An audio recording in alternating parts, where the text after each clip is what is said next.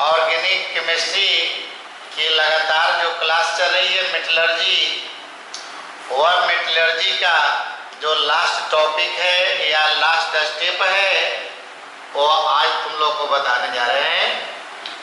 कल तक जो हमने क्लास लिया वह बता रहे थे कि किसी अयस्क से किसी और से कैसे मेटल प्राप्त किया जाता है, लेकिन ये आपने देखा कि चाहे जो भी विधि लगाएं, जारित या निस्तापित अयस्क को जो हमने प्रद्रावण या अवकरण करके जो धातु प्राप्त किया, वह धातु समझिए कि 100% शुद्ध नहीं रहा, बल्कि उसमें कुछ न कुछ अशुद्धि बच गई।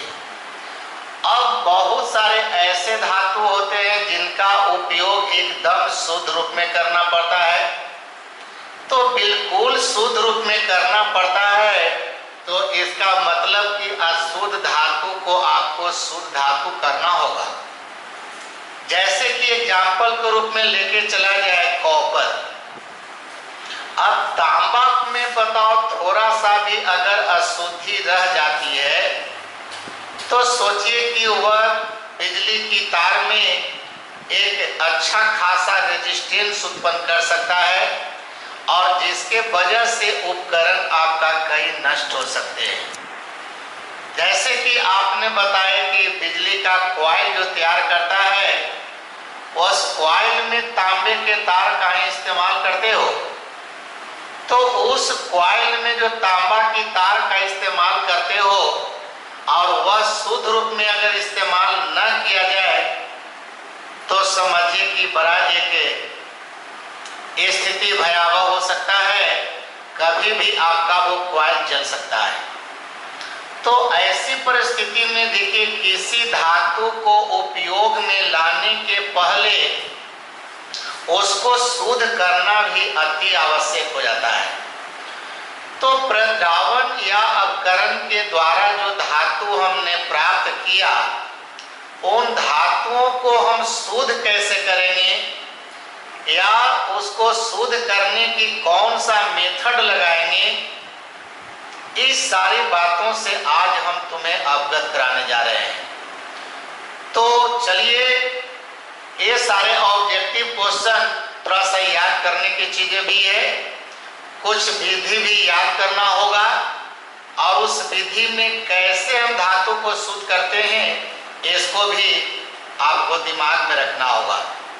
तो आइए हम विधि का शुरुआत करने के पहले सभी बच्चा से यही आग्रह करूंगा कि चैनल को आप लोग सब्सक्राइब कर लें और उसके बाद आज की क्लास हम समझें।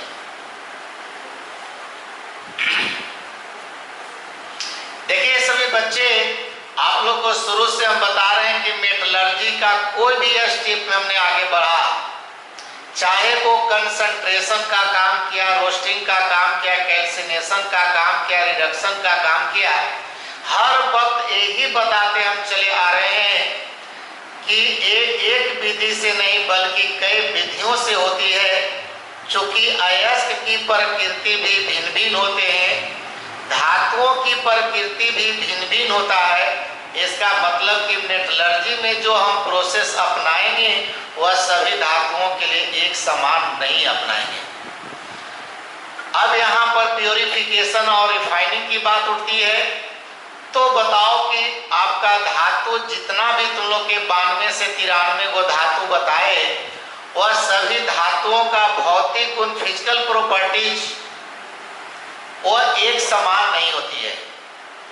और धातुओं का शुद्धिकरण जो है, इसमें अधिकांशतः जो विधि आप लोग को बताने जा रहे हैं वह भौतिक विधि है, लेकिन कहीं कहीं रासायनिक विधि का भी हम प्रयोग किए हैं। तो चलिए जो सबसे आसान मेथड है वह है आपका श्रवण या आसवन विधि कहते हैं, जिसको कहते हैं डिस्टिलेशन मेथड।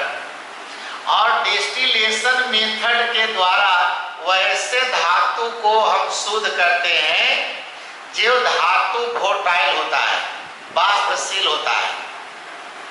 मतलब कि अगर जस्ता है, कैडमियम है, पारा है, इस धातु में अगर कोई अशुद्धि मिला हुआ हो और तुम चाहते हो को इसको शुद्ध कर लें, तो यहाँ पर देखा जाए उस अशुद्ध धातु को लेकर के किसी ग्राहक में, यानी उसको हम गर्म करते हैं। गर्म करने पर क्या होता है कि मेटल जो है, धातु जो है, वह वाष्प बन करके उड़ जाता है, बाहर निकलने लगता है। उसके वाष्प को पुनः जा करके हम सेकेंड ग्राहक में उसको ठंडा करके और यानी शुद्ध धातु को प्राप्त कर लेते हैं, अशुद्धियां अलग रह जाती है। बात समझिए यहाँ पे। चलिए, तो हमने बता रहे थे कि खास करके जो वाष्पशील जो अशुद्धियां हैं, उन वाष्पशील जो धातु होते हैं, उन धातुओं को देखा जाए शुद्ध करने का यही सबसे आसान तरीका है आसवन या श्रवण विधि। इस विधि से देखा जाए, खास करके जस्ता, कैडमियम, मरकरी जो पारा कहते हो, ऐसे धातु का जब भी बात आता है तो याद करेंगे मेथड आसवन या श्रवण विधि। बात समझिए। अब इसके बाद मान लेते हैं कि वह धातु वाष्पशील न हो, तब उसका सेकेंड गुण पर ध्यान देंगे हम। अब सेकेंड गुण पर ध्यान देंगे तो यहाँ पर देखा जाए आपका विधि है द्रवण विधि, यानी जिसको कहते हैं बाइलिक्वेशन। मतलब क्या होती है कि यानी कि कुछ धातु ऐसे भी होते हैं जिनका गलनांक जो होता है वह अशुद्धि के गलनांक से कम होता है। मतलब कि धातु पहले गल जाता है और अशुद्धि बाद में गलता है। तो ऐसे खास करके मेटल को शुद्ध करने के लिए बाइलिक्वेशन कहते हैं या लिक्वेशन मेथड कहते हैं। इसके द्वारा वैसे धातु को हम शुद्ध कर लेते हैं। जैसे एग्जाम्पल के रूप में देखा जाए, टीन है जिसको अस्टेनम कहते हैं। अब अस्टेनम है, उसको क्या करते हैं कि अशुद्ध टीन को एक ढालू नुमा देखा जाए बनाते हैं आकृति। नीचे में देखा जाए भट्ठी दिए हैं, ऊपर में अशुद्ध टीन को रख दिए हैं।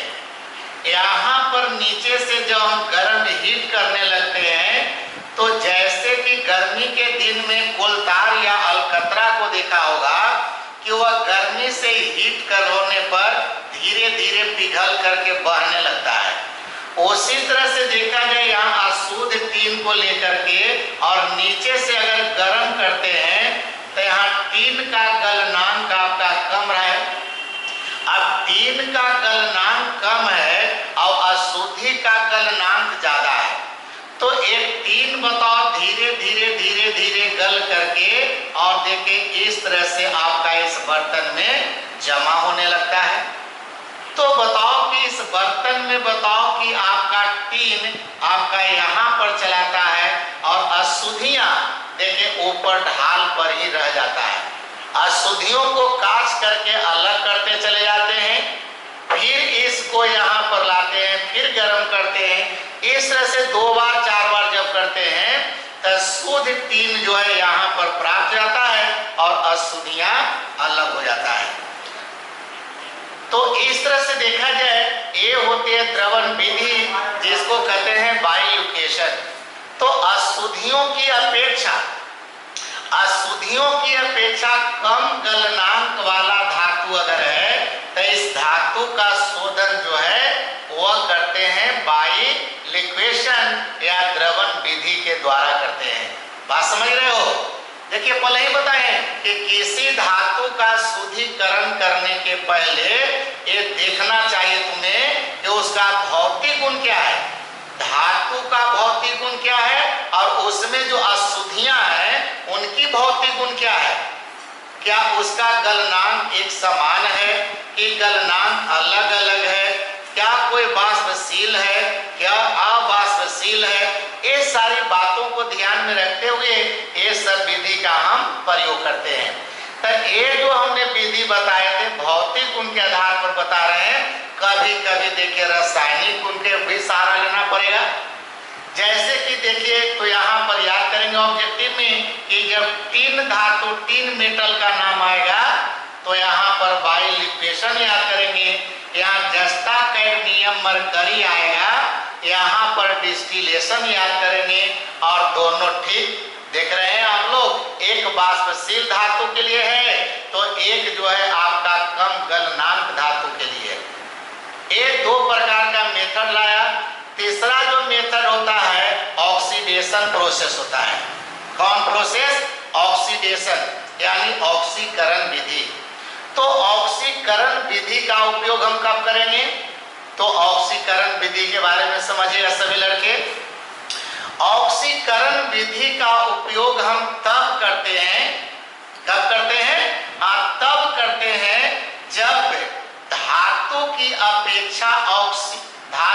अपेक्षा अशुद्धि यानी मेटल की रेस्पेक्ट में इम्प्योरिटी, धातु की अपेक्षा अशुद्धियां जो होती है वह ऑक्सीजन के साथ प्रीति ज्यादा रखता है, मैं ऑक्सीजन के साथ रिएक्शन जल्दी कर जाता है। बात समझ रहे हो? धातु की अपेक्षा अशुद्धियां ऑक्सीजन से अगर जल्दी रिएक्शन कर जाता है तो समझिए कि ऐसे धातु का शुद्धिकरण ऑक्सीकरण विधि के द्वारा की जाती है। बात समझ रहे हैं? कौन विधि के द्वारा? ऑक्सीकरण विधि के द्वारा करते हैं। जैसे एग्जाम्पल के रूप में लिया जाए ढलवा लोहा। कौन लोहा? ढलवा लोहा लेते हैं। अब ढलवा लोहा से हम लोग पिटवा लोहा तैयार करते हैं, क्योंकि लोहा का किस्म 3 गो है। एक ढलवा लोहा है, एक इस्पात कहते हो, स्टील कहते हो, एक पिटवा लोहा है। और सबसे बेहतर जो होता है लोहा उसमें ये पिटवा लोहा है।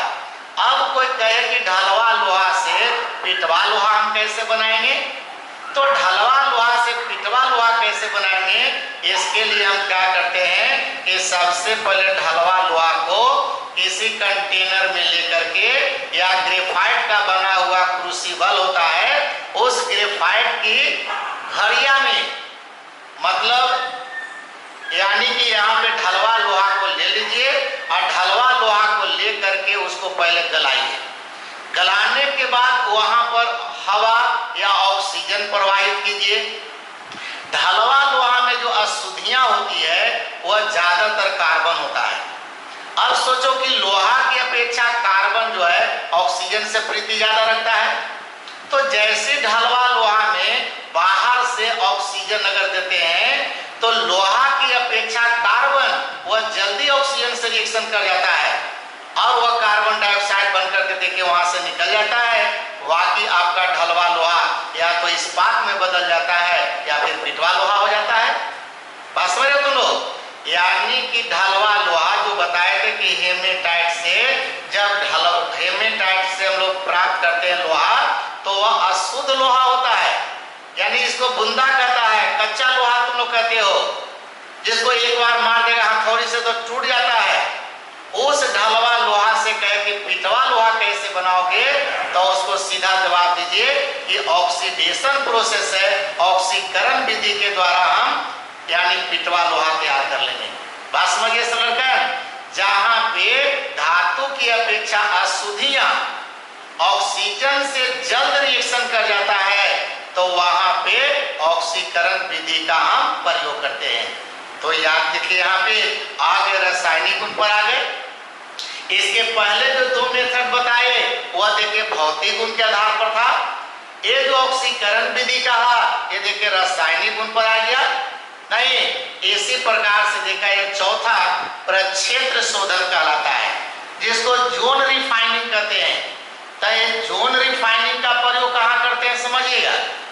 एक प्रक्षेत्र शोधन में क्या करते हैं कि ये विधि जो है एक तरह से तुम लोग को नीचे क्लास में हमने बताए थे, तुम लोग को क्रिस्टलाइजेशन यानी क्रिस्टलन कहने का मतलब क्या है कि इस विधि के द्वारा वैसे धातु को शुद्ध करते हैं जिसमें अशुद्धियों की अपेक्षा धातु का क्रिस्टलन रवाकरण वह जल्दी होता है। तो इस विधि के अंतर्गत हम लोग क्या करते हैं कि अक्रिय गैस की उपस्थिति में जब भी रिएक्शन करना है तो अक्रिय गैस को लेना पड़ेगा।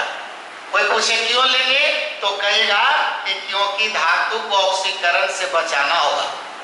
तो धातु को ऑक्सीकृत होने से रोकने के लिए यहाँ पे अक्रिय गैस का हम प्रयोग करेंगे। कौन गैस का प्रयोग करेंगे? अक्रिय गैस का प्रयोग करेंगे। अब अक्रिय गैस की उपस्थिति में यानी जर्मेनियम, सिलिकॉन, बोरॉन, इरिडियम ऐसे धातु को पहले क्या करेंगे कि गर्म करेंगे। गर्म करके उसको पिघलाएंगे और पिघलाने के बाद उसको हम एक तरह से ढाल पर गिराएंगे या उसको ठंडा करेंगे। समझिएगा, ये जर्मेनियम, सिलिकॉन, बोरॉन, इरिडियम कर रहे हो, इसको पहले इतना गर्म करो, इतना गर्म करो, लेकिन अक्रिय गैस की उपस्थिति में गर्म करो। जब गर्म करके एकदम पिघला देते हैं और पिघलाने के बाद फिर ठंडा करते हैं, तो ठंडा करने पर ये धातु या जिसको कहता है अर्धचालक भी इसको कहते हो, तो ये जो धातु होते हैं इसका रपा पहले ही तैयार हो जाता है।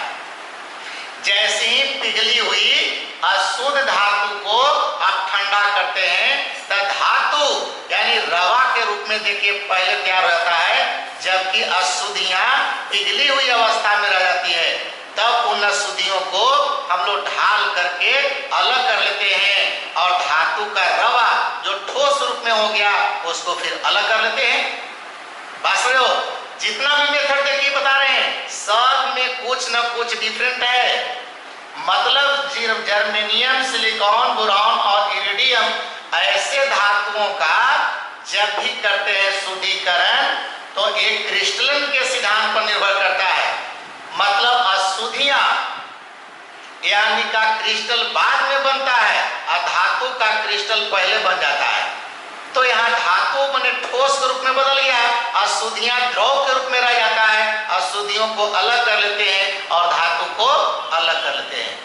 तो ये जो जोन रिफाइनिंग होता है जिसको प्रक्षेत्र शोधन कहते हैं, इस विधि के द्वारा ऐसे धातुओं का शुद्धिकरण करते हैं। बात समझ रहे हो सभी लड़के? अब देखा जाए तो ये हुआ प्रक्षेत्र शोधन। यहाँ पर भी याद कीजिएगा हमने कोई रासायनिक अभिक्रिया नहीं कराया, केवल क्रिस्टलाइजेशन किया, क्रिस्टलन के सिद्धांत पर ये काम कर लिया आपने। बात समझ रहे हो? अब देखा जाए उसके बाद जो होता है मेथड का नाम है वाष्प अवस्था में धातु का शोधन। वाष्प अवस्था में धातु के शोधन का मतलब समझिए क्या होता है। इस विधि के अंतर्गत पहले धातु में बाहर से कोई ऐसा पदार्थ मिलाया जाए कि धातु, सिर्फ धातु, अशुद्धियां नहीं, अशुद्ध धातु में बाहर से एक ऐसा पदार्थ मिलाया जाए कि उसमें धातु जो है उस बाहर से दिया गया पदार्थ के साथ रिएक्शन करके एक वाष्पशील यौगिक का निर्माण कर ले। इसलिए देखिए इसका नाम पड़ गया वाष्प अवस्था। कौन अवस्था? वाष्प अवस्था। इसलिए नाम पड़ गया, इसलिए कि इस विधि में सबसे पहले क्या करना है कि अशुद्ध धातु में बाहर से एक ऐसा पदार्थ मिलाना है कि वो पदार्थ धातु के साथ जाके अभिक्रिया करके एक वाष्पशील यौगिक का निर्माण कर ले, और वो वाष्पशील यौगिक को फिर हम गर्म कर दें तो बाहर से मिलाया गया पदार्थ अलग हो जाए और धातु अलग हो जाए। बात समझ रहे हैं करके? फिर से एक बार, वाष्प अवस्था में कहता है कि धातु का शोधन कर रहे हैं, एक मतलब तुम समझ जाना कि इस विधि में यानी अशुद्ध धातु के पास बाहर से एक ऐसा पदार्थ मिला रहे हैं जो धातु के साथ अभिक्रिया करता है लेकिन अशुद्धि के साथ अभिक्रिया नहीं करता है, और धातु के साथ अभिक्रिया भी करता है तो एक वाष्पशील यौगिक बनाता है, और उसी वाष्पशील यौगिक को बाद में जाकर गर्म कर देते हैं तो बाहर से मिलाया गया पदार्थ अलग हो जाता है और धातु अलग हो जाता है। जैसे कि देखा जाए माउंट प्रोसेस इसी में आता है। तो माउंट प्रोसेस जो है इस विधि के द्वारा हम निकेल का शोध करते हैं, यानी कि निकेल धातु का शोधन करते हैं। तब निकेल धातु का शोधन कैसे करते हैं? तब पहले अशुद्ध निकेल ले लेते हैं और इस अशुद्ध निकेल को पहले गर्म करते हैं। टेम्परेचर में देखिए 333 से 353 केल्विन ताप रखे हैं और इस ताप पर देखिए थोड़ा सा ही मुलायम होता है, पिघलता है, तब बाहर से हम कार्बन मोनोऑक्साइड गैस भेजते हैं। एक कार्बन मोनोऑक्साइड गैस क्या करता है कि निकेल के साथ अभिक्रिया करके निकेल कार्बोनिल बना लेता है। क्या बनाता है? निकेल कार्बोनिल बना लिया, लेकिन अशुद्धियां जो थी वह कार्बन मोनोऑक्साइड के साथ अभिक्रिया नहीं किया। अब निकेल कार्बोनिल का जो निर्माण हुआ, ये समझो कि एक वाष्पशील यौगिक था, और इसी वाष्पशील यौगिक को पुनः हमने 453 से 473 केल्विन ताप तक गर्म किया, तब ये समझिए वाष्पशील यौगिक अब घटित हो गया, टूट गया, और टूट गया तब निकेल देखिए आपका अलग हो गया, कार्बन मोनोऑक्साइड अलग हो गया। बाहर से बताइए आपने कार्बन मोनोऑक्साइड मिला था, वहां देखिए कार्बन मोनोऑक्साइड फिर निकल गया और धातु के रूप में शुद्ध धातु निकेल प्राप्त हो गया। इसी तरह से देखिए बॉन ऑर्गेल विधि है, इसी में आता है वाष्पावस्था में। बॉन ऑर्गेल विधि में क्या करते हैं कि टाइटेनियम होता है या जर्कोनियम होता है, ऐसे धातु का शोधन करते हैं बॉन ऑर्गेल विधि से। और इस विधि के अंतर्गत क्या करना होता है कि अशुद्ध जो टाइटेनियम होता है, उस अशुद्ध टाइटेनियम में बाहर से हम आयोडीन भेजते हैं। बाहर से जब आयोडीन भेजते हैं, वह आयोडीन टाइटेनियम के साथ अभिक्रिया करके टाइटेनियम आयोडाइड बना लेता है, और अशुद्धियां रिएक्शन नहीं किया, तब शुद्धि तो पहले ही अलग हो गया। अब टाइटेनियम आयोडाइड जो बन गया वह एक वाष्पशील यौगिक रहा, अब उसी को जब हम फिर गर्म कर देते हैं तो टाइटेनियम आयोडाइड टूट गया, आयोडीन अलग हो गया और टाइटेनियम अलग हो गया। तो ये जो विधि से बता रहे हैं एकदम शुद्ध धातु 100% शुद्ध मिलेगा, जिसका उपयोग कहीं पर भी तुम कर सकते हो, कहीं पर भी दिक्कत नहीं हो सकती है।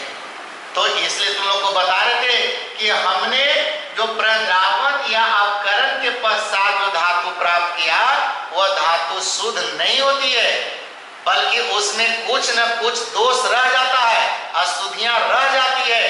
तो ऐसे अशुद्धियों को दूर करने के लिए आपको कोई न कोई विधि लगाना होगा, और इस विधि के द्वारा धातु का शोधन करना होगा। तो और भी कुछ विधियां हैं जिनकी चर्चा हम अगले क्लास में करेंगे। आज यहीं पर इतना तक तैयारी करेंगे आप लोग सभी लड़के लड़कियां। तो क्लास को स्टॉप करते हैं। थैंक यू, धन्यवाद।